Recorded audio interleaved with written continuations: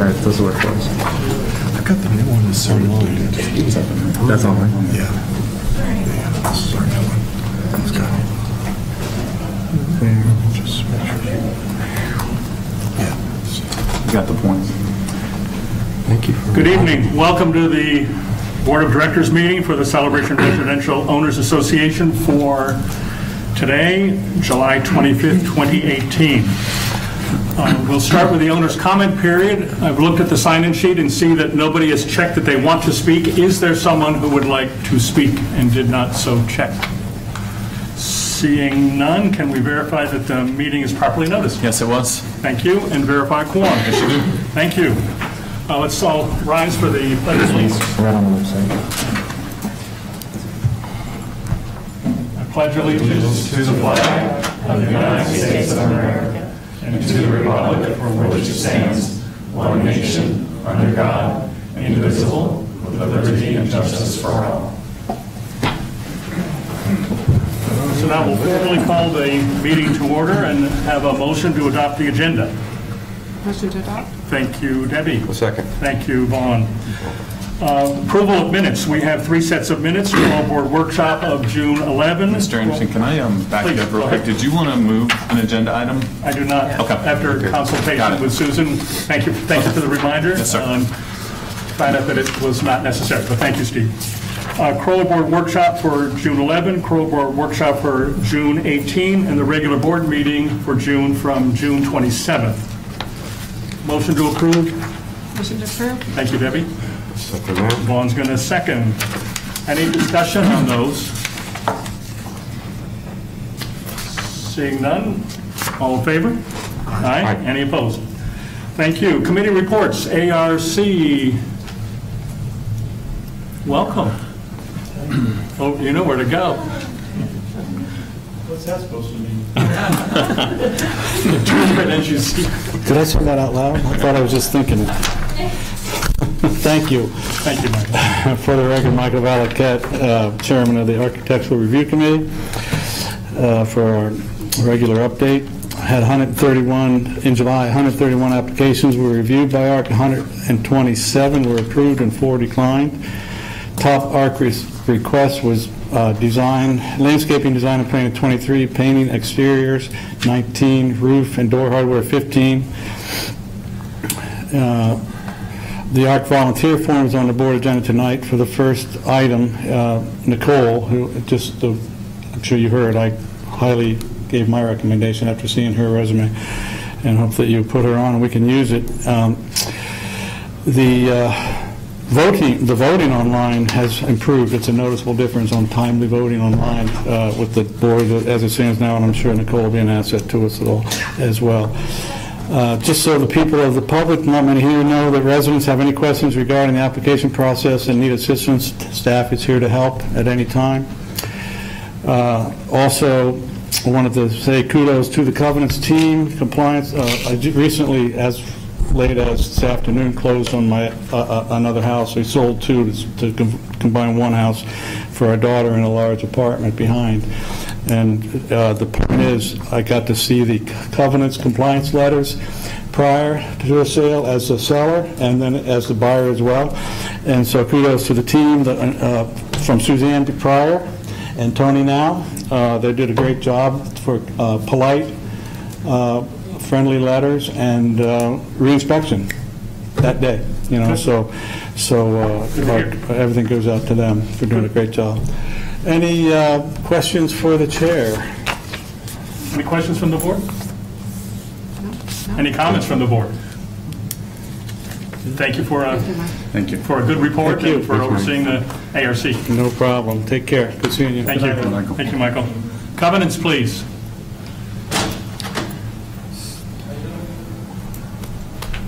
Good evening, ladies and gentlemen. Stephen Fromfelder, Chairman of the Covenants Standards Committee. In June, we had about 1,100 inspections and re-inspections were conducted of single-family and service area homes. 66 resale and follow-up inspections were conducted. 170 new and completed ARC projects were reviewed by the inspectors. We had 16 emails that were sent for minor items, and approximately 112 letters were sent for major items or multiple minor ones. 11 properties were reviewed at the monthly June meeting. 5 had proposed fines were rejected. 6 proposed fines were tabled, and we had 0 fines were confirmed by the committee. The inspectors continue to drive around through the community conducting routine inspections every 6 weeks. They have reference materials with them in their NEVs to assist you, and the community standards team is also ready to work with anyone here at Town Hall. Should you get a notice, we encourage you to contact them. Again, that's the biggest thing that we're asking is communications again with Town Hall. And again, a big thank you for everyone for all their hard work in keeping Celebration looking beautiful. Subject to any questions, that's all I have. Any questions from the board or comments? Thank you for your work and your service, and thank you for a succinct report. Okay, thank you. Dog park. I'll give the dog park Thank update. you. Dog park meets tomorrow, and they're finalizing the revised, updated rules and regulations for the dog park. Then they'll come in front of the board for the August meeting.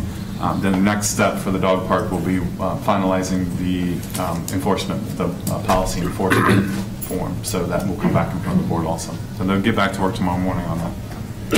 What time are they meeting tomorrow? JR, do you know what time? 9 o'clock 9 a.m. tomorrow. The liaison, right? Yeah, that's what I've learned, so. So when the dog park opened, there were rules that had been established. So this group, this newly established committee is affirming some of those, modifying, expanding, etc. Correct. It was one of the objectives that the board assigned to them, and they spent the first couple of meetings going through and seeing what's worked and what we've missed, and they're going to update that and have that back to you. And then what implications, or the committee discusses, how currently registered dog owners be notified of if we adopt new regulations. I mean, transition there, or is there anything major there? I'll note that and make sure that they talk about that tomorrow. Just talk about what do we do, Right. grandparenting in, et cetera. All right, thank you for that. Yes, sir. Recreation. Recreation is meeting on Monday, and they're meeting Monday afternoon, I believe, at 4 o'clock. So that will be the next meeting, and we'll get you an update after that meeting. Okay. Why is that not on the, it's not listed as a meeting? So the question is, why is that not listed on the website as an upcoming meeting? I think that was the question. Yep, it's noted here, and I will find out. Yeah, we'll find out. Okay. And special events. JR will do that. EJ was supposed to be here. You get to be instead.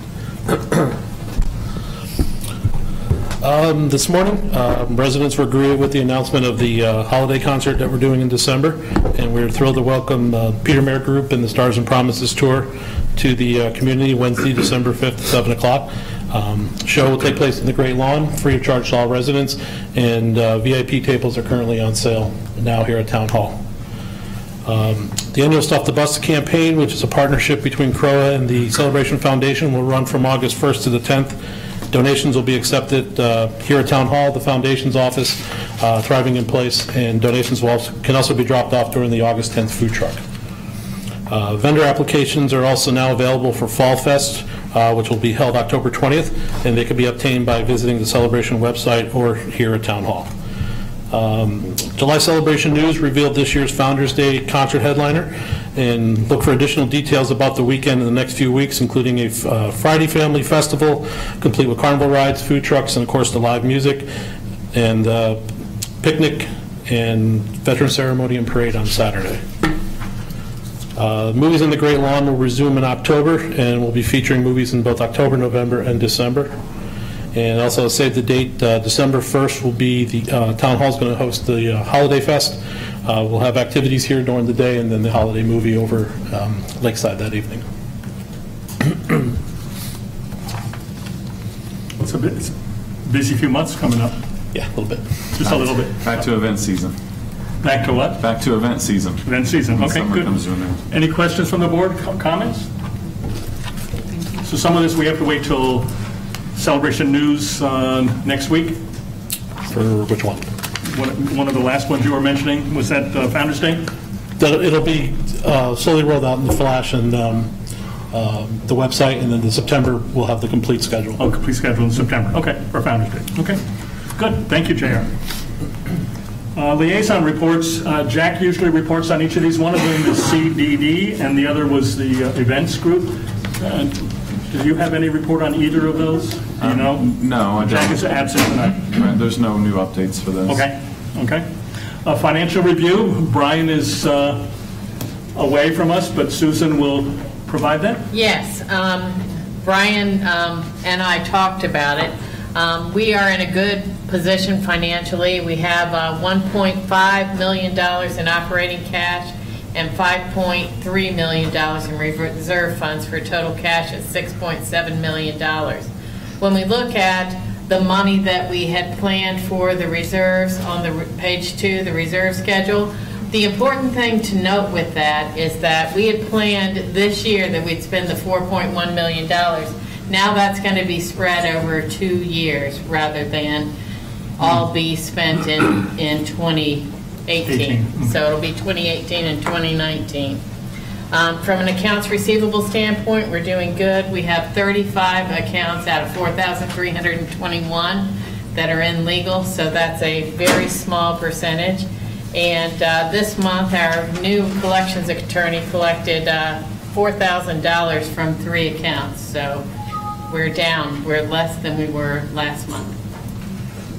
In terms of receivables? In terms of receivables, okay. Yes. Good. Any questions from the board? Any comments? Moving on to Matt, we're on track. We didn't set a goal for 4.5, did we? What's that? 4 months ago we did. We're going to see. Just commenting. I'm staying quiet. Okay, come on. Okay, management report, Steve. I'll start with the Civic Quarter athletic fields and concession building. Concession building, the RFP was put out in the street in June, and the deadline was yesterday, but it was extended by 2 days for all the folks that had received the package. So we will get those back tomorrow. We are looking at August 6th during the workshop, the board workshop, to have Danny Bumpus, who's our owner's representative, who developed the RFP and put it on the street. He'll present the findings to you, and we'll make a recommendation for a possible selection of a general contractor to build the building at the August CROA board meeting. Now, when it comes to the time frame, which is a big question that everyone's asking, are we going to have a building at the same time as the opening of the athletic fields? The way the schedule is working now, that is a very good possibility for everything to open at the same time. I had a meeting yesterday with Mark, who's our architect and engineer on this project. I'm sorry, our engineer, and Danny, who is the owner's rep and the architect. And we talked about the timeline. All of our permits are on track. Our Army Corps of Engineer permit was submitted. We're optimistic about a quick turnaround on that. But even if it goes to that worst case scenario of multiple months without approval, we can begin construction, we believe, through receiving all of our permits. We can begin construction next month, end of next month, early September, and work around the wetland areas that are impacted for the Army Corps of Engineers. So our timeline's moving along nicely. It's moving where we're supposed to be. We will have an announcement soon once we get some final comments from the county. We just submitted our last set of comments to TCC. So we are definitely hoping to break ground and have a groundbreaking ceremony end of August, early September. Good. And then the next item that I have is Comcast, and it's I just want to remind the board and anybody that's watching from condos associations that August 7th from 5 to 6:30 is a meeting between condo representatives and Comcast, to where they can ask questions about Comcast and fiber construction into the condo associations. And that is all. I'm sorry. Have we received RSVPs, or have any idea how many? I do have a few. I don't have the exact associations that have replied, but I do have a few. I have a separate folder that I'm saving them. And are we going to do any kind of follow-up to just remind and ask again? There was another email sent out today from a representative from Rick Nelson from Mirasol, and I followed up just again with the date and the time to the condo association, so they did receive one this afternoon. Okay, thank you. So to whom does that go? if I may ask, those invitations? It goes to the condo manager. We do not have a database of all of the board members for each condo association. Some of them will not give out their contact information, so we work through the condo managers for each one of the associations and then ask them to pass it on to their board members. Are you getting replies from the board managers at all, or are some of them just ignoring it? Some of them replied that they will not be here because they don't want to utilize Comcast. Some replied that they would be here, and some have ignored it. So the ones that maybe that there wasn't communication with, if possible, if we can give them a call or just touch base. I know both Juan and myself have had emails from you guys that go to spam. Nobody's fault, but we can just be sure that if they want to be involved, a full invitation was there. Full notification. I will do that. Awesome, thank you. Anything else under management? No, that's all we have for tonight. Susan, I just had a follow-up question. Did you receive anything from the auditors on the CJC question? I have not. I can't remember what the question was right this moment. It was about $160,000. Oh, no, I have not found out about that, but I will. I know that I've had several emails with them and everything's forthcoming, so. Okay. Thank you. Please. And just to follow up on CJC, there was a question at our last workshop that Kevin raised about the allocations between CROA and CROA from the original documents, which showed actually a 2/3, 1/3 split versus 75%, 25%. Have you been able to follow up and find when that changed and what the documents were that changed it? I have. I've done some digging, and I have some information. I just need a little bit more digging. So if the board doesn't mind, I can get that to you at your next workshop. Or I can send you an email prior to, and we can have some more discussion at your next workshop. That'd be most ideal, yeah, thank you. So both would be good. I think an email, and then we'll put it on the agenda as a follow-up item for discussion. Perfect. Ready to move to action items. What about operations? Thank you. First action. Well, please. What about operations and maintenance? We don't have any areas of high importance that we wanted to focus on. Overall, things are looking well. I know that the board has asked for a grading scorecard, and Todd has one that he's been testing, specifically in East Village, and it looks good, but we're going to finalize that and then have the rest of the scorecards in your August packet. Yellowstone is here, but again, there's not a lot for us to update unless you all have any questions. I have two quick questions for Todd, if that's okay. Please. Sorry, Todd. And we are doing well on time, so. Fine. We're doing so close. So I just made notes really quick when I was going through everything. Something was mentioned about the board downtown. Can we just keep in the back of our minds to possibly look at making that digital or something with Patrick and the website, and as work gets done with that, if we just keep that in our minds? Yes. We can. And then the second thing, when we did that board drive around in the beginning of this board, we discussed the potential of planning for adding signage to the parks that don't have signs. It's going to be a long-term project. It's going to happen over many years. Yes. But just something that we can possibly still keep in mind and keep in the back of your head. So those are my only two notes that I did want to bring up to you. Okay. And that's Here's a couple. Hey, Todd, do you know who owns that clock downtown? I do not. The clock on the Bank of America building? That's Lexington's building. On the parcel? Or, I'm sorry, yeah, that's one of the downtown Lexington buildings. That's owned by Lexington? I believe so, yes. Okay. So can you address the first thing that Kevin raised about that's the sign? Because one of the tasks in one of the projects was about refurbishing or doing something with the sign downtown. Right. Repaired display sign located on Front Street downtown. Exactly. Yeah, there was repairs made to it.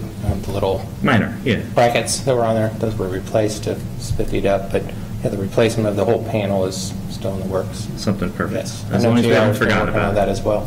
Perfect. Thank you. So looking into some potential on electronic signage or whatever that. And there was some reference to Winter Park in that, as I recall. In some of the. I know past boards we've talked about that. We've gotten some estimates. It's around $10,000 to put a digital board there. Oh, it's not cheap. It's just something to keep in mind when depending on the level of repairs that you're working on. I'm not saying it's $10,000 in repairs, but it's just something to keep in mind that we talked about. And then the other with the signage for the park. Some of the parks have signs like Hippodrome and so forth, and some don't. Right. So it's identifying which ones don't and what. And planning for it. And planning for that. And I think that the digital sign probably be a good topic of conversation during budget work session, because as we start adding capital items to the operating budget, the dollars keep going up. So we want to talk about prioritization of those capital dollars and how we're spending on those types of things. Yeah. Just things not to forget about. The laser cut aluminum signs that are in like Hippodrome, Spring Park, and all those, I ran across an invoice a couple of weeks ago. They're about $7.95 a piece. Yeah. So they're not cheap, but no, they do that's last. a long-term plan. That's 10 plus years, but if we get 2 or 3 a year, it might feel That's better. all right. It's a long-term plan. It's fine. I have a couple of questions for you. At the last board meeting, we talked about the landscaping project, the $100,000 plus, and some of it was infill and some of it was new. And it came out that you were going to have to do new drawings for some of that. Have you done those drawings, and what's the status? The drawings are being done by Yellowstone. By Yellowstone? Yellowstone Landscape, yes. Because they have the technology that we don't to be able to make up the plans. Okay. And that's through, conversing with them and using data, plans that work and don't work. 3 of those have been submitted to ARC for review, and that will be August 20th, I believe. So those will be there, as well as the plan that Albert Riddle's working on for the town hall will be on agenda for a concept. So y'all are welcome to come to that meeting. Well, all right, so let me, since you mentioned Mr. Riddle, I continue to have just some uneasiness about the circumstance in which he serves in some capacities as in all capacities as a consultant to ARC, which is terrific. And in some situations, he also serves as a vendor, providing the documents that go to ARC. This strikes me as uncomfortable at best. I'm pleased that Yellowstone is doing these drawings, but I think that when residents in the community talk to me about covenants or ARC, one of the things that they say constantly is, it appears to be a double standard. I don't think that's true, but I think it looks that way, and I think this is one of those double standards, and I'd really like this board to think about how we manage that and what we do. I am in no way impugning Mr. Riddle's integrity or the quality of his work, but I don't think Jeffrey Mowen does this as the town architect. Tony's nodding yes, that he takes the same, that I would ask the same question about Jeffrey, and maybe I should go hire him. But I think there's something wrong here when we've got the same person reviewing and preparing. Jackson, can I'm going to jump in and take this. I think that this is an appropriate conversation as we develop the budget for next year. We have both of them under contract with this, and any time the board can decide that that's not the direction they'd like to move in, but I think that conversation, as we discuss whether or not those items are included in next year's budget, we have a full-day work session for that. So if you all don't mind, I would like to defer that conversation for that. I'd be fine with that. I would also, if you're able to email that contract out, I'd like to have a look before the discussion, so that way we can be familiar and have an educated one. We'll email you both, for Jeffrey and for Albert. That'd be awesome. That'd be great. My second question has to do with Heritage Hall and the renovations there. Yes. Again, my understanding is that we hired a general contractor and that you and your team are filling in, doing some work that the GC is not doing. Is that accurate? No, that's not accurate. Okay, could you explain it to me? Since it's an interior renovation that's just replacement of existing, I'm basically acting as the GC, if you want to call it that, but I'm not a GC. Put that out in the public. I hired a cabinet company. We hired a flooring company. Those 2 companies come in and replace the cabinets, replace the flooring. Appliances are going to be purchased. Those are roll in and plug them in. So that's things that our staff can do. So everything except for paint touch-up and maybe putting in the faucets are all contracted out. So how many hours of your team's work would be required to do this? Overall, 10 to 20. That's it? Yeah. And when will that work be done? We have a window of August 6th through the 21st. I have cabinets set up to be installed on the 6th, and flooring starts on the 7th. So. And the reason why the window's there is the end of summer camp. Right, that's the only time you can... We have programs already scheduled to be started, and that was a tight window, and it's looking good. And this is, and then I promise I'm done, and this this is similar to what was done here at the 851 building in order to accommodate the fact that this building was in use most of the time, Yes, right? yes, it was. Okay. Much smaller scale, though. Heritage Hall is a much smaller Yes. scale. Yes. Do we have other projects like that on the books right now where it's going to be your team doing most of the No. work? No, we do not. Well, let's make sure it's not your team doing most of the work, that's correct? If you have someone coming in doing the cabinets and We do, everything yes. else, you all are doing the touch-up work. Exactly. That's it. But And then other Todd's future overseeing the projects, no. project. They're contracted, they will be contracted out. Okay. Okay. Thank you. You're welcome. Anything else before we move to action items? Any comments for Yellowstone from the board? Okay. Kathy, do you want to come to the microphone? Thank you.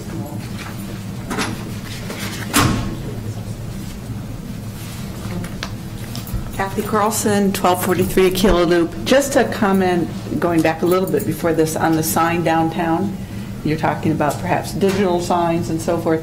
I've noticed over all the years I've been here that what I find most tourists, as well as Celebration residents, apart from it needs to be spiffy and clean, because it's our presentation, is they like those maps. You know, you go everywhere you go, to the mall, and it just, the Celebration map, it says you are here.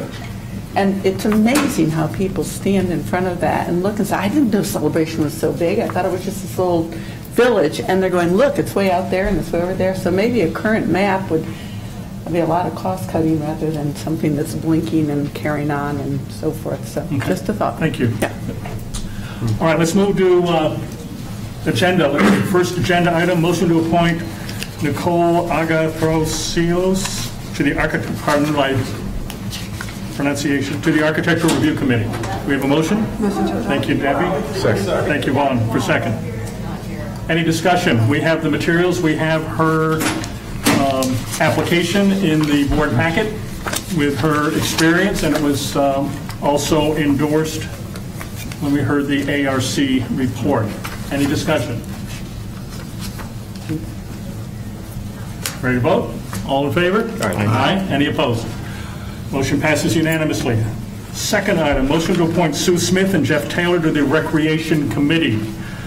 I would ask that we separate that into two because there were two separate applications in different stages of completion.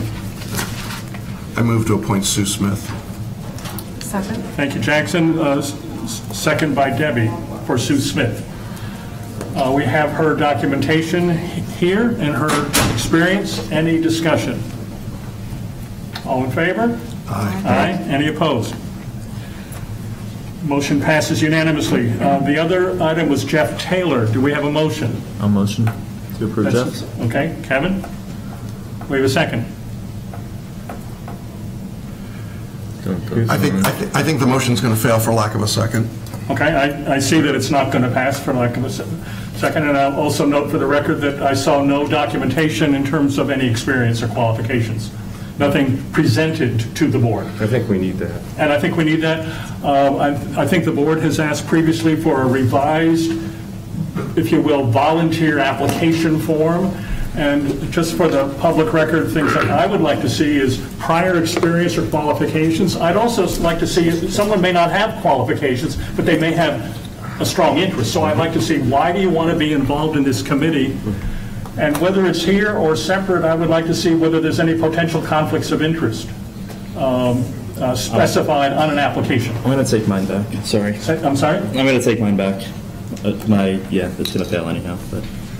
I do want to point out to the board, though, that if there is any particular conflict of interest that would come up for vote within that committee, that member would be required to recuse himself, just like if a board member was to have a conflict of interest over any type of agenda items. Jackson?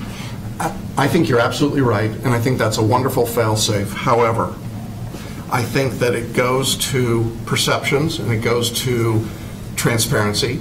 I just think that what we as a board are trying to do here, none of us, the sitting 7 board members, not a single one of us have business interests in Celebration. I think that's a wonderful thing. It avoids any appearance of a conflict, and I frankly think that even though someone could choose to recuse themselves on a very narrow issue, their input and influence on a community and a committee could be less observable, and not for bad reasons, but just not the way that we need to operate. And I think the longer, bigger picture here, the thing that Vaughn said, is that we need a better application form that actually tells us who these wonderful people are that are volunteering and who are willing to give their time and their service. And there should be something in every Friday Flash that says we have the following openings in the following committees. If you don't know somebody who knows somebody, you don't know that these are even coming available in some cases. And I think we've got a lot of people who would like to contribute, but just don't realize that the opportunity presents itself. I would like to see us just make a better process. Did we? I agree with that, and I would even say if a committee is filled today, it may not be filled tomorrow. So put an application in, because we don't know when vacancies will occur. We have a lot of wonderful talent in the community. Go on, please. Are those the only 2 apps we got for them? For recreation? Yes. That's it? Yeah. And I think there's going to be some tremendous interest in the community if we advertise more and better. I can certainly say that I spoke to several people between Monday and today who I understood to have an interest in the Recreation Committee who said they weren't aware that there were any openings. And, I'm just saying, it's a big town. Communication is a challenge, and this is one of the things we could communicate better. Well, and I'm not necessarily disagreeing with your thought process on this. I just want to make sure that it's noted that it's not an option to recuse yourself. It's a requirement to recuse yourself if there's a conflict of interest. And the same thing goes for the board members also. But I think to Jackson's point, it's bigger than that. If I'm a member of a committee and I recuse myself from a particular decision, the committee still may vote as I might want just because of their affiliation with me and wanting to support me. Well, it certainly sounds like that's what the board is looking for, and I think that that's perfectly acceptable. I just want to make sure that it's on record that it is a requirement that you recuse yourself if there's a conflict of interest. So I see that the motion has been withdrawn, so we do have Sue Smith approved, and Jeff Taylor was withdrawn because of, frankly, lack of complete information in the application at this point. So I would ask that we put a notice into the Friday Flash and or any other communication venue that you think is appropriate, indicating that we still have an opening to be filled. Yeah. Well, is this the only opening on any committee that we've got at this time? Yes. So we are filled to the maximum number of people in every single committee? Yes. And do we have any applications on file for any of these committees should someone else step down? Okay. No, everyone, we found a home for everyone. I think the easy answer is we can certainly put it in every Friday Flash and just remind folks, give us your application. There may not be an opening now, but we'll keep you on file, and if one opens up, we'll have you on file. Thank you. Yes, sir. Good idea. Action item number 3, motion to amend the Recreation Committee resolution to have committee members be residents in good standing as in other committee resolutions. Do we have a motion? Motion to adopt. Thank you, Debbie. And Dawn is seconding. There's some rationale behind this. It's really just nomenclature. I mean, every other resolution has it listed as a resident, not as a member, other than the Covenants Committee. And let's clarify what resident means. Is a renter a resident? Yes. So it does not require that you be a homeowner. Correct. And special events does not have, it has homeowner, dog park does not have, and even ARC, in your governing documents, it's not written that you have to be a homeowner. What about part-time residents? Say 6 months out of the year. Is that an issue that we need to look at? At the discretion of the board. It's going to be hard to make all the meetings if you're only here for 6 months. Well, that's what I mean, but I mean, is that something that we need to ask on the application? So the rationale now is to make all the committees, ARC separate, because that's got different guidelines, make them all consistent. Well, Covenants is the one that's under different guidelines. Oh, Covenant. Every other one, yes, this would make it consistent in line with everything else. So there's a larger discussion, which may be as to whether we should have members be on the committees rather than residents. That's a larger discussion, which is not on the table tonight. But we've always been inclusive, though, since I've been here over the last 4 years, that this association has been inclusive of renters also, allowing renters to speak during your board meetings. It is a homeowner association meeting, but you have been inclusive of residents and renters. And I'll also just add, while someone's coming up to the table, that a best practice is to treat your renters like owners, and they're going to treat your property better. They're going to treat, they're going to feel like that sense of community. Okay, that's helpful. Please. Hi, I'm Shelley from 1121 Indigo. I called today to ask about the committees and what positions were open because I'm interested in serving on a committee. I know from having read The Front Porch, which isn't always accurate, so I'll just start it by saying that way, that there are... The back porch or the front porch? Both, either, all of them. That there are many concerned residents that are willing to serve, and I just don't think we know how to do that. So, to your point, which goes to the communication. If someone could please let us know, and if, I also don't think that we have good ideas that you're not hearing, maybe because not everyone can come to a meeting. I can't come to the workshops, I work all day.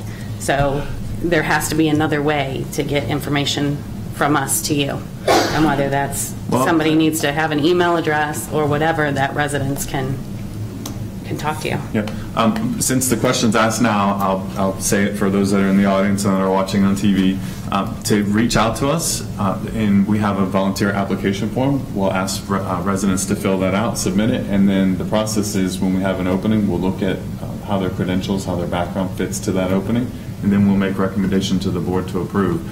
We will push it out again through Friday Flashes. In fact, it looks like we're going to be doing them every Friday Flash.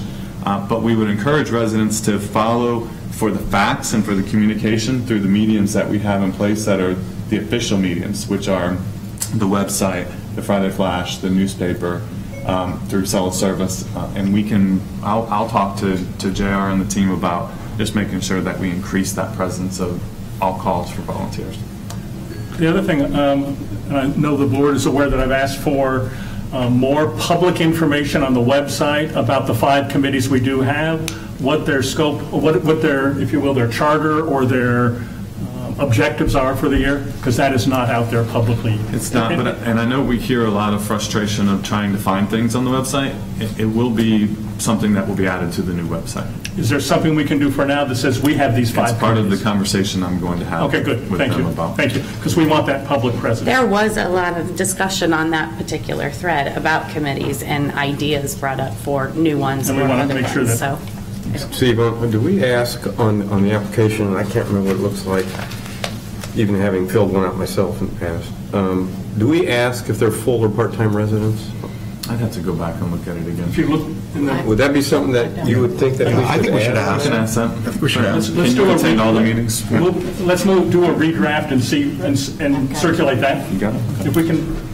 It's just not fair to the other committee members if you're not here 6 months a year, I would think. That you're, Well, the board has, that's a good point. Right, has within your governing documents that if you miss 2 in a row, that there's opportunity for replacement so that we can have someone that can be at all the meetings. So we'll look at that for adding to the application. You're getting hand signals from the back of the room. No. Nope. 3 meetings, I'm sorry. Right. Can we move to items 4, 5, and 6? Eileen, quickly. PJ over there. Eileen Barr, 1138 Mosaic, and I'm on the Special Events Committee, and I believe that the committee can be between 5 and 7.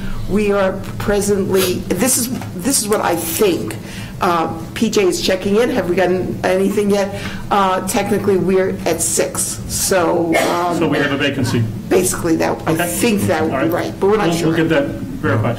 I'm 98% sure that it's full. I don't know that everyone's attending, but I'll find all that out tomorrow. And that's the sort of thing we can post, who the members are and give them recognition. Yep. We have a consent agenda for items 4, 5, and 6. To approve 1-year contracts for item 4 with the Tai Chi program. Item 5 is Academy Martial Arts, and item 6 is Capioli Brazilian Martial Arts, which is a 6-month extension. Each of these 3 is recommended by the Recreation Committee. So moved. Thank you, Jackson, and Vaughn is the second. Any discussion on these? This is the updated contract, right? Yes. I love it. An updated contract, and then the addendum, the addendum has the requirement for the annual survey. Perfect, thank you. Any discussion on those? Call the question, all in favor? Aye. Any opposed? Unanimous passing. Item 7, motion to approve alley tree trimming at South Village Townhomes by New Leaf Landscaping, the amount of $4,972.50, with a split between the service area reserve expenditure, $39.27, and operating expenditure of $1045.50. I'm sorry, a motion to approve.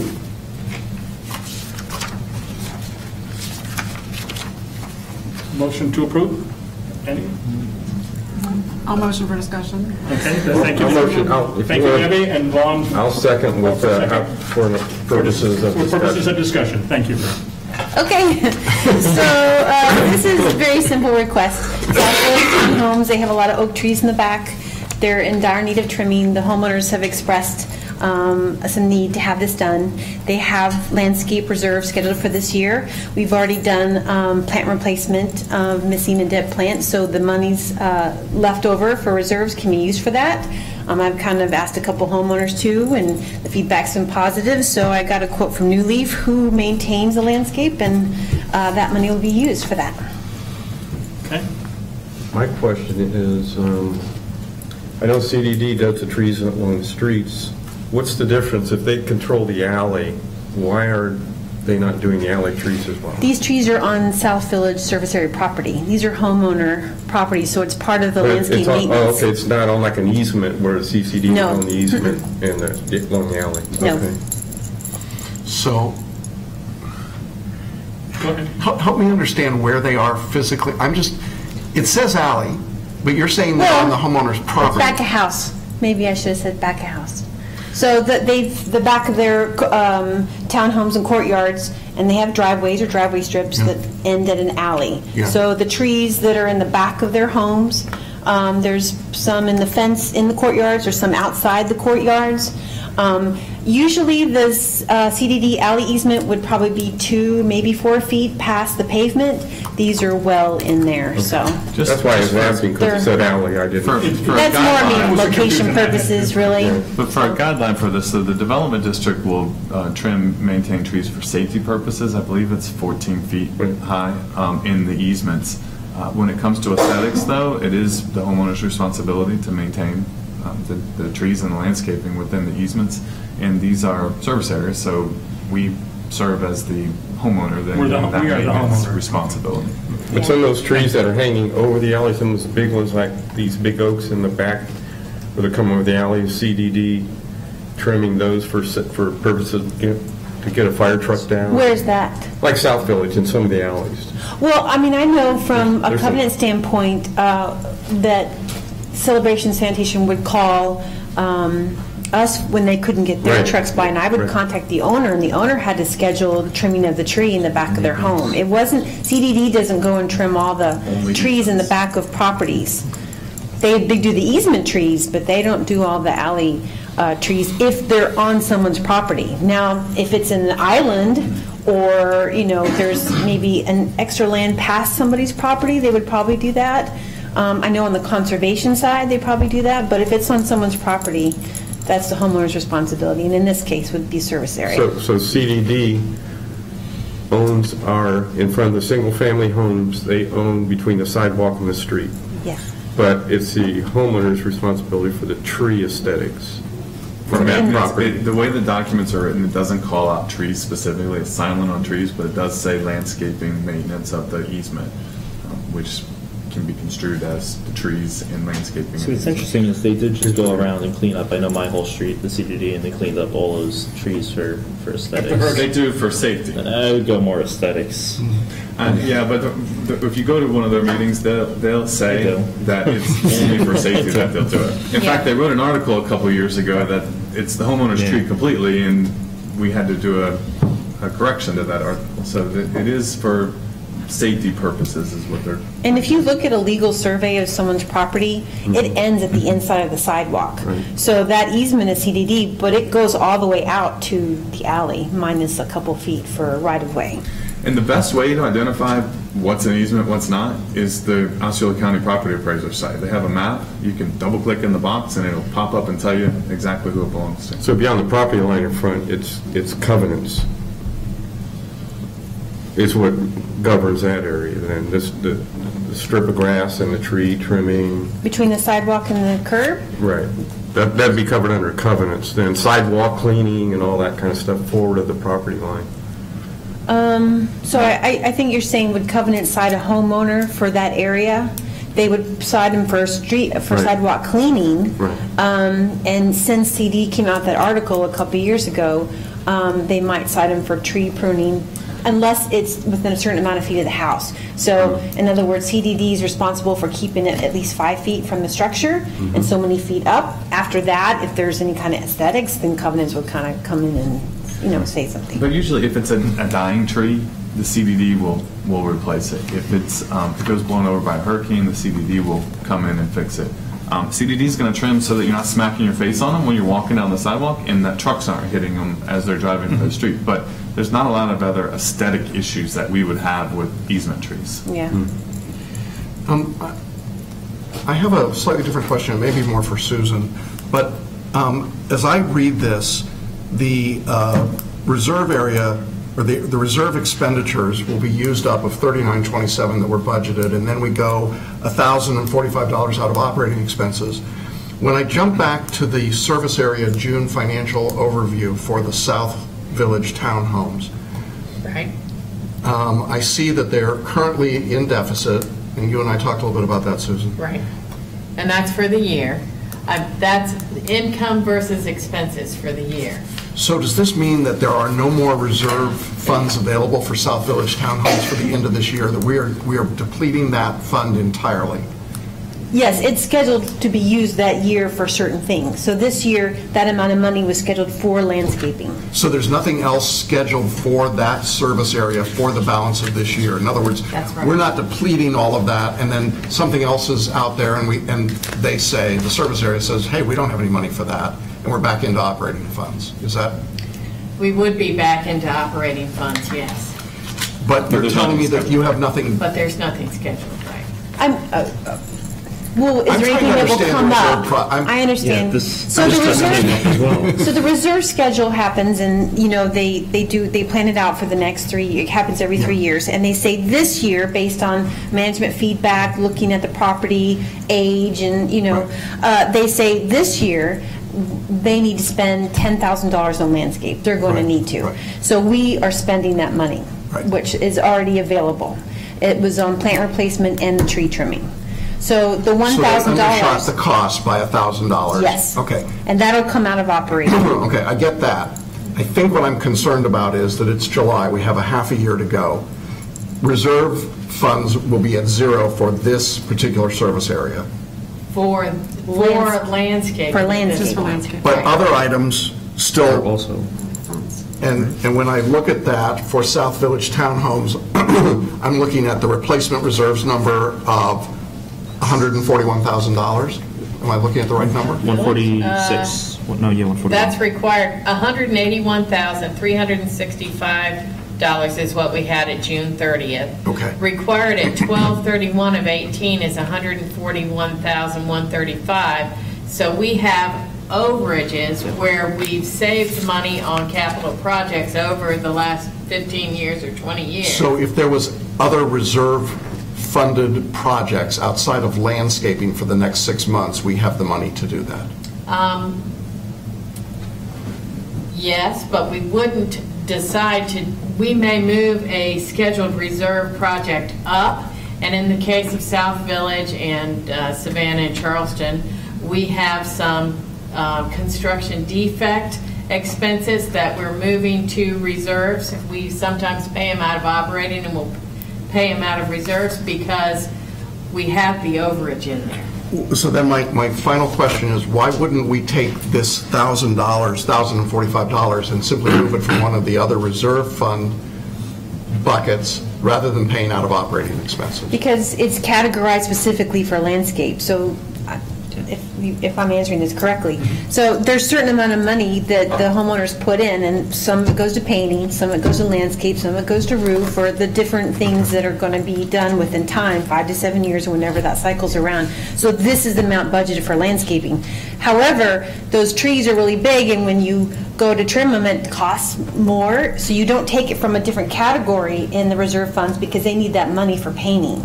But you have the cash in operating, so that's cash you can use to maintain the townhomes. And this operating is the service area's operating funds, Yes. not Yes. CROA's. Right. Yes, all of this is service area money.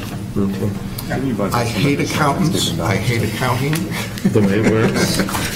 And we also, one other So how thing, do you feel?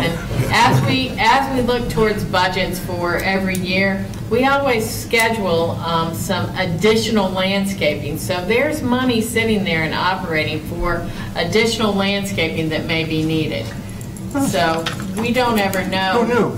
We did, that's why we We budgeted did, it. and you will. When we review the service area budgets, you'll know. And if that's not used, it carries forward. It's not like it Yes. disappears. Right, that's exactly right. So there's landscape, there's gutter cleaning, there's pressure cleaning, there's irrigation, there's, yeah. So do we have enough discussion to vote on this? I think so.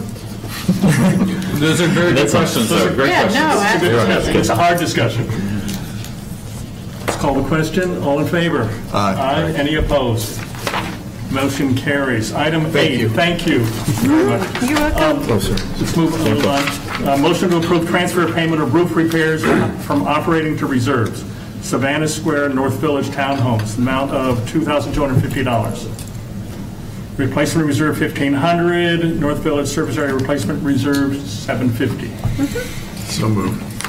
Thank you, Jackson. Second by Vaughn. Thank you. Okay, so as you know, we've had this come up at the board meetings a lot where there's active leaks in the 3 service areas. They're very quick. You got to move on those quick. We have a reputable roofing company that we use. We're also working with a construction defect attorney. So when these come in, they send out notice to Drake Exteriors. We get the roofer moving, and then we pay, we get it started, and then but the money should come out of reserves. So then this is transferring it from operating to reserves. So the money comes out of the correct account. Does that make sense, Kevin? Any discussion? Kevin's face is No, I'm just going. processing. It's Just also processing. because they're a Yes. vendor that drops things and comes and takes care of things, we don't want them to wait, potentially they could have to wait 60 days. Yeah. No, that's the So I quickest way think to keep this it one was June 1st they did it, and we went ahead and paid it within makes 30 sense. days. Well, roof leaks, homeowners want that done immediately. You don't wait on that. Yeah. Any discussion? All in favor? Aye. Any opposed?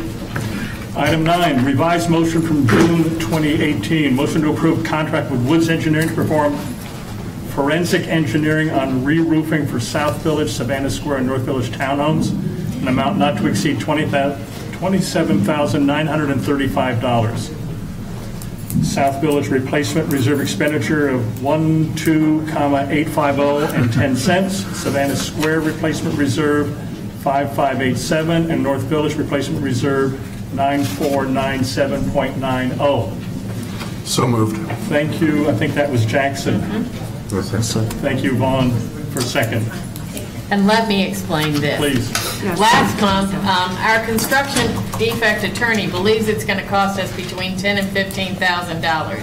He does not believe we'll spend the whole $27,000. However, the contract says $27,000. So we had put the motion on there when they could have charged us $27,000. So we've just revised the motion to put the maximum amount that they may spend, with the construction defect attorney saying probably $10,000 to $15,000. But if I read the letter from the attorney correctly, the scope may be reduced, and therefore the fees might Right. come down also. Yeah, Is that correct? that's the 9,200, right. Okay.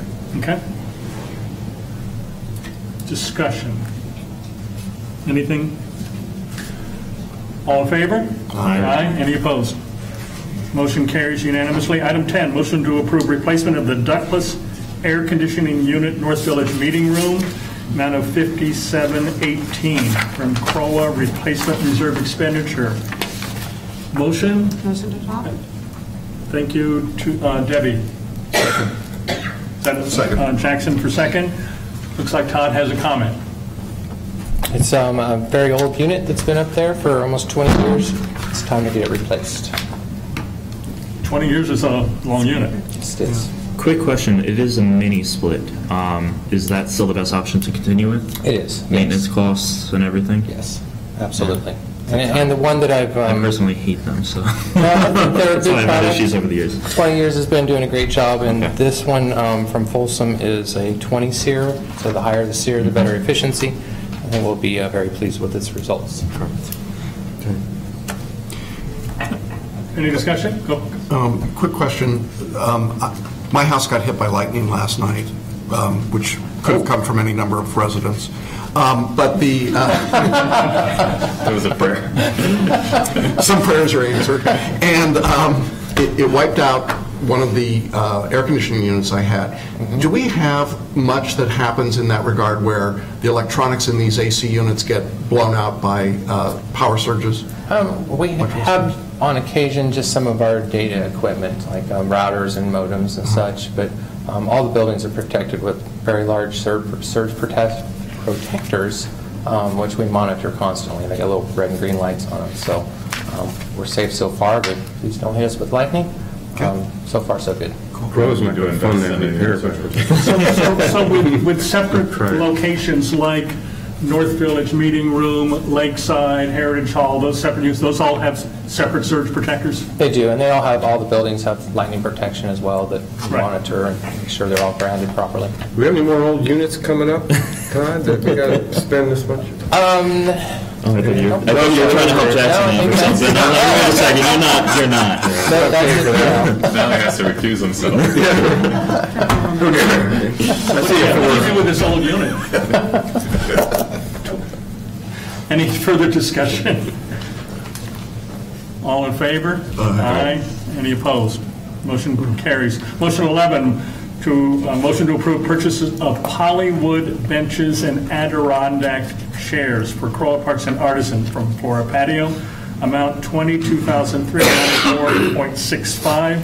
CROA replacement reserve expenditure. So moved. Thank you, Jackson. Second. Kevin, second. A little bit of history on this one. Please. ARC put me through the ringer on this, so the process is working quite well. I ended up getting a product shipped in so ARC could see the specific material that's used. It's a new product from Hollywood called Vintage Coffee, so it's kind of a dark color, and they were ecstatic over it and approved it. So we're happy to introduce that as one of our recycling methods because it is a recycled plastic and good for the environment.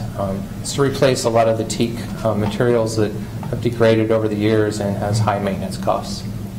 What's the lifetime expectation of this? The commercial warranty on this is 10 years. Okay. So if you get 10 years, I'm sure we'll get more than that out of it. I've had experience at other communities with it, and it's a great product to use. Really? Yeah. Will that be Teak for all wood the parks? is, I'm sorry, Debbie. Is that for all the park benches that are going to? No, ARC's approval was for the pocket parks, the smaller off the beaten path parks. So you wouldn't see them at Savannah Square or downtown at Lakeside, things like that. So Speaking of Savannah Square, can you just, when you get a chance to swing by there, look at those benches? every day I have seen those. So yes, as soon as they're done with the construction, they'll get cleaned up. Okay. So this is for some of the pocket parks in Artisan? Yes. Okay. Tying back to that really quick, just because that relationship is the way the relationship is, can we make sure that we share that with Evergreen? Because they do have their newsletter and whatever that case is to make sure they can even let their residents know. Artisan Park residents are really good here and they're well informed, but when something happens outside their door, they might want to see it. Sure, that makes sense. Just communication. Absolutely. There also may be an article for the Celebration News that's appropriate, talk about the recycling and Excellent. Something that has to do with this kind of product. Okay, very good. And I will note that you only see the one bid. It's proprietary, so Florida Patio Furniture is the only one authorized by Hollywood to sell the product. Oh, for that brand? Yes. Is this the same type that's in the dog parks? No, it is not. It's a polywood, but this is their vintage. So it's got like a wood grain look instead of a slick look to it. So it's a different company? Same company, different product. Different product, but it's the same recycled. It is. Plastic. Same content, just different texture. Same content, different look. Yep. And you'll be able to sit on it with shorts on in the middle of August, right? Certainly. What's that? I can't tell you what the effect would be, but you can sit on it. At midnight. I just thought when you said dark brown, I'm just thinking, man, I don't know. No, that's a good point. Any further discussion on this? All in favor? Aye. Any opposed? Motion carries. Item 12, motion to approve purchase of 2 NEV battery systems. Amount is $3909.68 from CROA Replacement Reserve Expenditure. Motion approved. Thank you, Debbie. Second. Thank you, Jackson. Second. Well, what this is we have in the reserves for every year for 2 sets of battery replacements. Each NEV takes 6 batteries, 12 volts apiece, 72 total volt systems.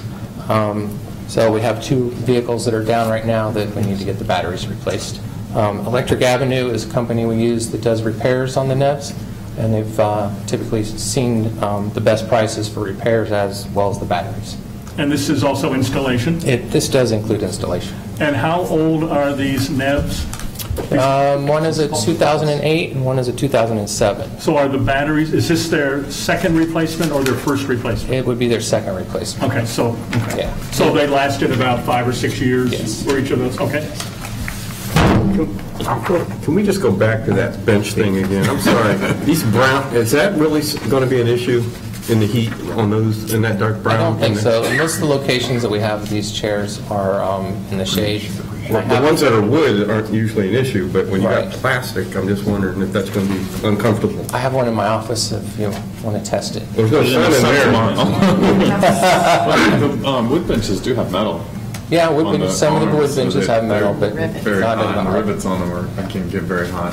I think it's. I was just wondering if the dark brown was the right choice. It's not a super dark. It's kind of a chocolate color, we'd call it. I would compare it to what the blues and the what other color we have. Orange at Dog Park would be a darker color. You have the same color in your office? Throw it outside tomorrow.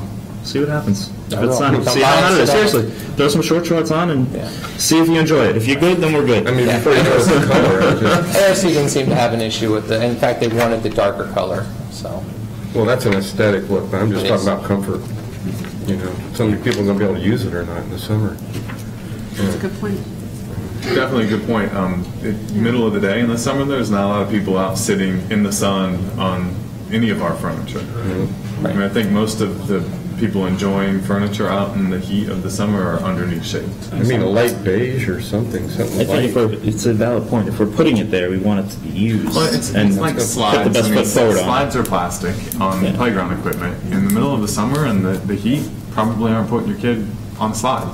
You have to wait until it cools down or rains. And as long as we're choosing the best option, and I think that's your point.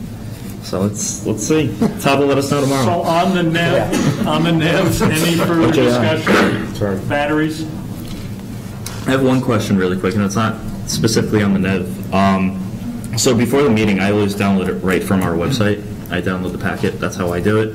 And the pricing that's actually on the packet that's online and downloadable right now is showing a different price than the one that we have printed out in front of us right now.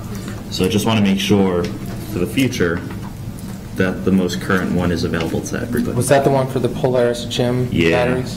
Because I'm looking at my numbers right here, and I'm looking at Jackson's right there, and we have 2 different numbers. I like his better. I'm not going to say I like his better, but just want to make sure it's up to date.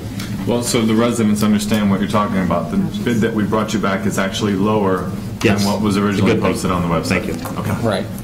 And did you get the latest and greatest that was sent out today, I think? Yes, but I downloaded it from the website that everybody would get it from. Oh, I see. So I can understand what everybody sees, and that's what I'm saying. Okay, thank you. Thanks. But we're still moving to pick a different vendor, Electric Avenue, correct? So this changed bid. It doesn't matter. But it doesn't affect everybody can see. Okay, I just want to make sure. I think the prior one had other items accidentally included. That was my mistake. It was Yeah. in the cart. Offender. Thank you. Sorry. It's an honest mistake. That's all. All right, call the question. All in favor? Aye. Any opposed? Thank you. Okay, consent agenda for items 13, 14, and 15. These all come from the Artisan Park Committee on July 11th. The first item, item 13, is for $12,010 from the Artisan Park Service Area Replacement Reserve expenditure, and it's to paint the interior lobby, hallway, restrooms, and gym. Item 14 is $5,239.80 paid annually, Artisan Park Service Area operating expenditure, and it's to contract with Comcast for cable service. Item 15 is to contract with Image Pools Florida for pool service in the amount of $15,000 annually from the Artisan Park Service Area operating expenditure. These, again, came from the Artisan Park Committee with their recommendation to us for our approval. Do we have a motion? Thank you, Jackson. I'll second. Second from Kevin. Any discussion? Call the question. All in favor? Aye. Any opposed? All three pass unanimously. Item 16, motion to approve the initiation of the fining process for 16 non-compliance items through notification of the Covenants Committee meeting to confirm or reject the fine. Motion to approve those, to start that process? Say it again? It was changed to 14. It was changed to 14? Yeah. Thank you. So motion to approve 14 items. So moved. Thank you, Vaughn. We have a second? Second. Thank you, Jackson. So we had the list distributed and then ahead of time, and we've had 2 items removed, 2 properties removed. Items 2 and 3 were removed. And I see that on several of items, like item number 6, we've had cleaning roof removed, and item 9, we've had several items removed. Is that correct? Am I reading that properly? So some of that work has been done on those properties. And item 11. Okay. Yeah, so there's some updating on other items. And I think they're grouping them by, so the fines would not go for each individual thing, it would go by the group. And so A, B. Yeah. Because last year, the board decided instead of each individual item, we would categorize like items. That way you're not getting a $5,000 fine for each item. You put the painting and the trim in one cluster and landscape type things in a different cluster, different grouping. Right. So as some items are getting taken off, if I'm understanding correctly, are we able to see that progress is happening? So is it best that we kind of allow that progress to continue instead of initiate harassment? the fines because they still have the opportunity to go back to the Covenants Committee now to uphold or which also gives them more time. Continue showing that they are in the right direction. Right, then they ultimately have the option of if everything's done, even if Covenant Committee upholds these fines, and they want to come back to the board then with everything completed and appeal to remove the fines, they can do that. I think that's fair. So yeah, the process works. I think if you don't start the process though, it sets you back. So if someone decides that they're not going to do anything, now you're a month behind. Well, so go ahead, please. So these items we're looking at are the first time they've come onto the radar. No, they're not. There's a history, isn't there? I think what Kevin was asking and what I asked you, Susan, when we were talking is whether or not we could have some history that tells us when this item came into the system so that we get a, I mean, on this. Yeah, well, part of it is, it's just hard to know. It's just sort of like it drops into a... Right, I understand completely what you're saying. The issue 2 or 3 years ago, state statute changed to where the process now has to start with the board initiating the fines. Right. That happens at the Covenant Committee meeting where they'll get the complete timeline, and then that's where they have the authority to give a thumbs up, yes, we'll uphold, or no, we'll deny. And then when it comes to the appeal, you'll have the complete listing of it also. But this really is a technicality because you can't even get them in front of the Covenants Committee now without you guys initiating the fine. So you can certainly have that detail of information. I don't know that you need it at this point in time because it just kind of slows you down in this process. I think you have to get it to the Covenants Committee. Wasn't that a legislative change? It was, Yeah. yes. Florida statute. So we have to initiate it before the covenants committee can hear it. And really, again, you're going to set yourself back by a month on getting these things completed. I know that there was some talk about timeline and those types of things for it. This is a part of the process. You have to get them started for it to go to the covenants committee for them to do their job. Tony, when we get this list, I can't remember when I was on covenants. When do you prepare that agenda, where they have all the timelines, this month this happened, this month, and usually it's like 9 months or a year down the road before we even get this kind of stuff. That goes to the covenants committee, so when they get it, when you do that, how soon is that done? Would that be something that somebody here could just say, hey, call you up, say, hey, Tony, can I take a look at or could we get an email? Dates, you mean? The question probably is it ready tonight? So if would it be ready before we get this? Be more comfortable with this. I think what you're asking is you want to know when the first letter went out to the point where it got to this point. I think that's what they're asking, because a lot of them don't understand that this is something that's been going on for 6 months to a year. Correct. We can add the dates to these items if that's easier, when the first letter and second letter was I think the other thing we want to point out there too is that they come in front of you for finding because a lot of times we don't have the communication, a timeline of when they're going to get them done. So we're not bringing them to you at random. I mean, if we had somebody said to us, I can get it done in the next 3 months, Tony's going to work with them, she's going to keep it off of this agenda, and then if it doesn't meet that timeline, then it'll come back on here.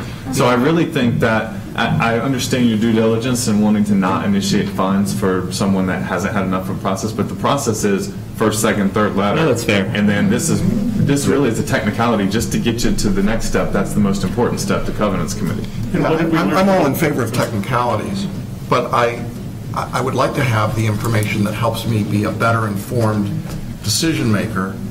I get, we're going to vote to approve this. I don't think there's any doubt about that. I don't think we're going to slow anything down.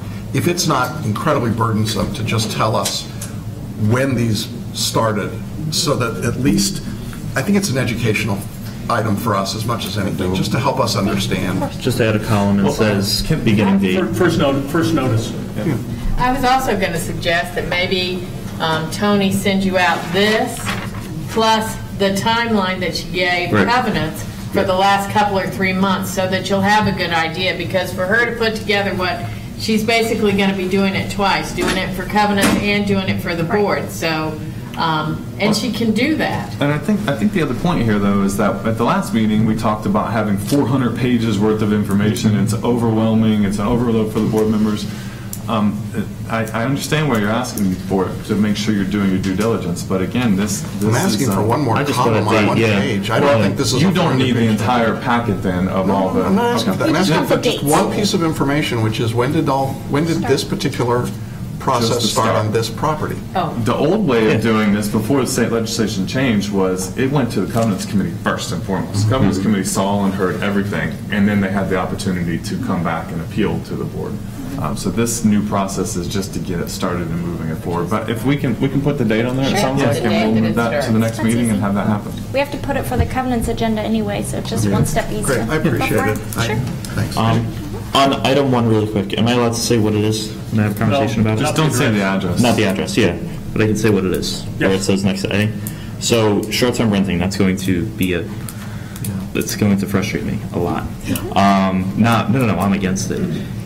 Good. Can we just reach out to the county and provide the address and the proof that we have and say they're doing it unlicensed? And that could help us to go ahead and, that could probably take some work off your plate, because Bruce Vickers is going to turn around and say he wants the short-term tax, and he's going to start going after them.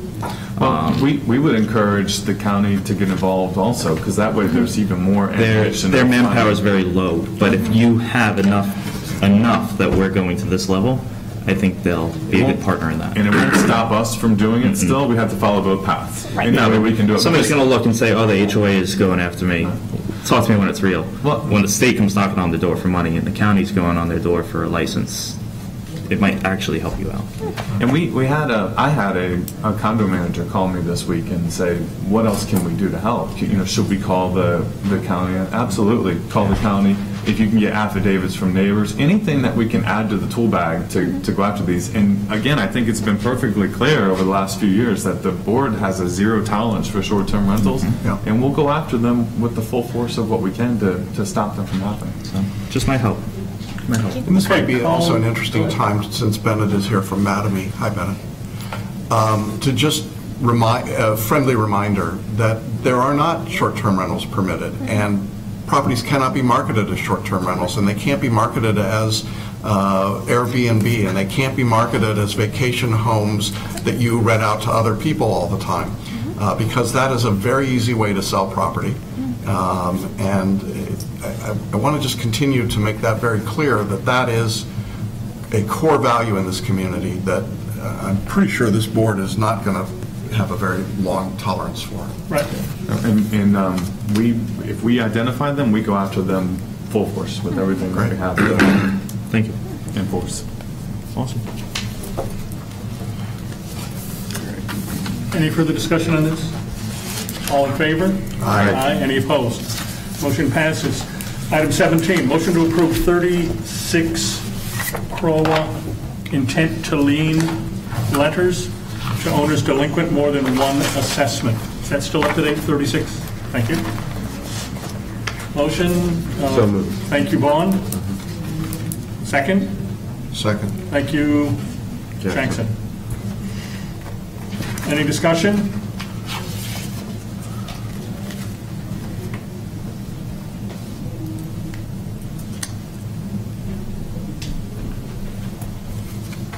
No discussion? Okay. All in favor?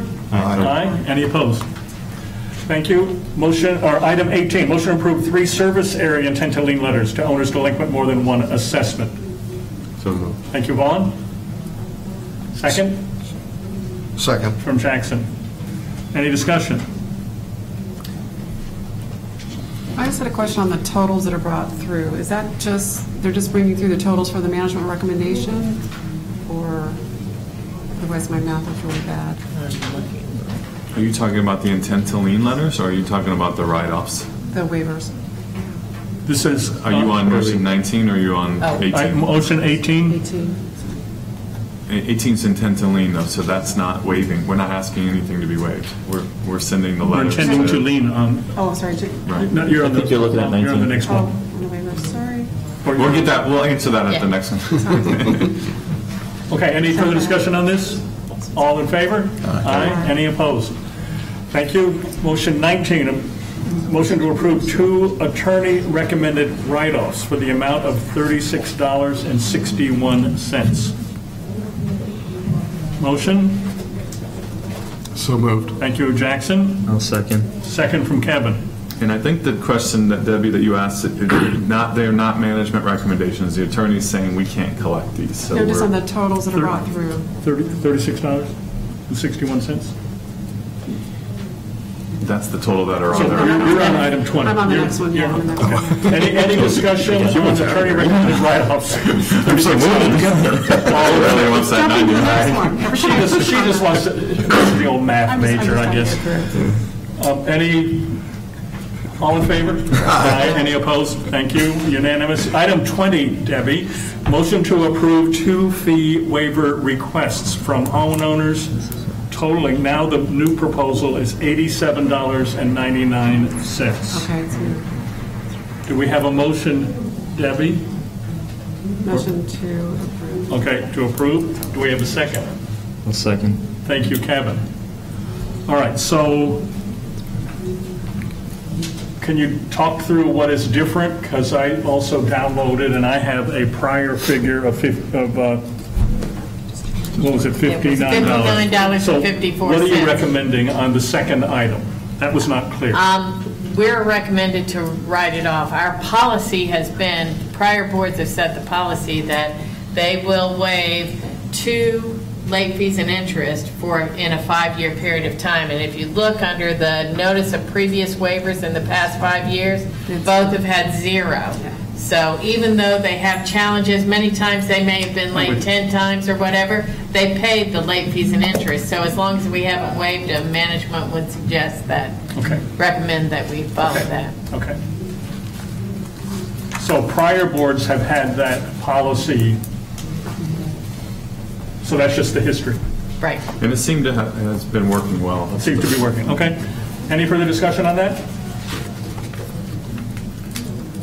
Ready to go? All in favor?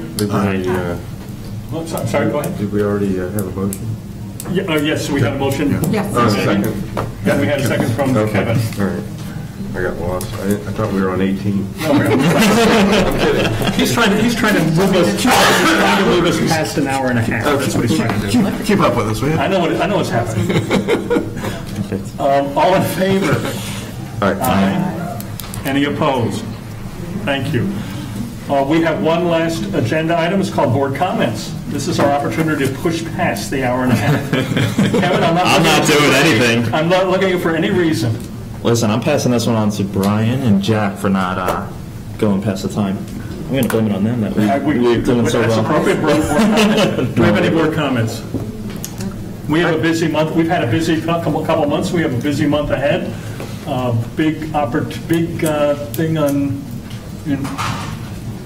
the full day session on 10th. budget on August September 10th. September 10th. Board workshop on August 6th, Monday. It'll be Christmas before you know it. Thank you, JR. We're looking forward to all those things. Resident survey is coming forward. Debbie and I reviewed an online draft, short and sweet. Thank you, board. That will be forthcoming very soon. Waiting for the samples to arrive, and then we're going live August 1 to August 15, 16 ballpark. Enough time for responses to be analyzed by Debbie and me, at least for the question on magazine newspaper for Celebration News. In time for our board meeting at the end of August. Any further board comments? I just have one. Has anyone else got an email from a board member at CDD about deleting the sheriff's department from their budget? I did, actually. I got I believe it said it affects all unofficial the residents, survey. and it was a request for a survey because the board member had asked about a question about whether or not we need them, and has right now tentatively removed paying for a deputy for Celebration. And yes. I think people need to be aware of that and to pay attention if that's what they want or if that's what you don't want. I mean, but it's out there and they're considering that, so just be attentive to that being a possibility in their next upcoming budget. Is it, are you going to be at the workshop as our liaison? Well, Jack's the liaison, but I did go to the last meeting. Aren't you the liaison also? Well, I do go. And I went to the last one, and that didn't come up in particular. There were some other things, but they're in a big budget crunch, apparently, and this was an issue that is being surveyed now. I mean, I think it raises an interesting question in terms of the relationships between CROA and CDD. We have a liaison. Our liaison is currently an announced candidate for the CDD. My understanding is we had two members appointed. It was Vaughn and Jack, but maybe I'm incorrect about that. I think there may come a point where CROA as a board should weigh in on some of these budget items because they impact quality of life questions. We obviously need, before we did that, we would need to have a discussion and take some sort of formal action. I would encourage our liaison members to listen at these meetings, but not to speak for CROA until we've had a chance to talk about this. We haven't spoken on it. Right, we haven't. No, right, have and I think it is worth pointing out that these are big issues. I think you're right to bring them up. I just want the residents to be aware through us, if they don't get it through the CDD, but through us, that's being considered. And whatever else they may be considering. I listened to a lot. They're actually looking at pretty austere budget this time and maybe dipping into the reserves instead of raising the assessments for CDD. And any sense about why that's happening? Why this year versus last and the year before? What's different? I know they had a large hurricane expense. They did spend a lot of money on hurricane tree replacement, things like that, but I guess it's... But pulling out reserves change how certain votes are, or... there is something that, It's a interesting. budget trick. I mean, you pay reserves for a year, and then you don't have to raise your tax, your ad valorem, but then you're faced the next year with some reality.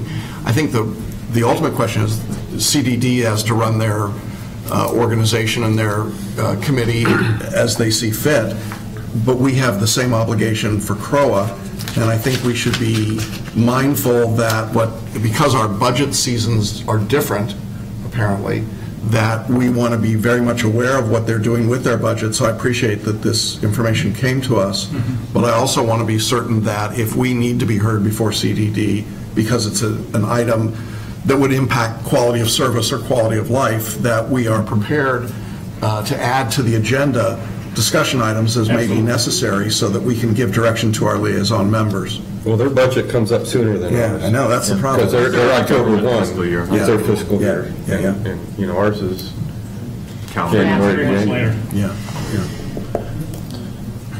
Okay. Any further board comments? Motion to adjourn. We'll save these 4 minutes for. I was going to say, we've already spent them before. Motion to adjourn.